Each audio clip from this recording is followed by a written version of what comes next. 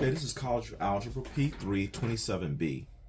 We want to multiply these two entities here, and let's reorganize them first using the commutative property of multiplication. We can commute the 3 and the 2 together, so this can be 2 times 3. We can commute the a's together. This is a to the second power times a to the negative 2 power. And we can commute the b's together, which would be b to the negative 1 power times b to the second power. Now, this right here is going to be 6. That's not too bad. But a to the second, a to the negative second. Let's talk about some of the rules for multiplying same bases, different exponents. And those rules would be over here. So let's say you had a, let's use the letter p to the x power times a same base p to the y power.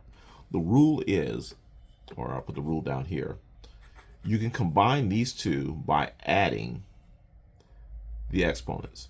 Now, this process of adding the exponents, it has to be simplified, but this is the step 1 process. So here we have same bases right here, but we can add the exponents. So this will be, using this rule right here, this will be a to the second power plus the negative 2. And this right here will combine to be b to the negative 1 power plus the 2. Now, let's simplify this a little bit. This will be 6 times a, this is 2 and a minus 2, and this is b, and this is right here, negative 1 and a 2. All right, when you simplify the 2 minus 2, you'll get 0, so a to the 0. And when you simplify the negative 1 plus the 2, you get a 1. Now, a to the 0 and b to the 1 both can be simplified. Let's show you the simplification.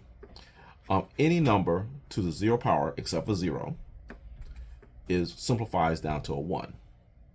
And a base to the 1 power can be rewritten as just a base. So that means that this can be written as 6 times 1. This can be changed to 1. And this b to the first power can just be a b. So 6 times 1 is 6. B. So this right here, using these rules right here, becomes 6b.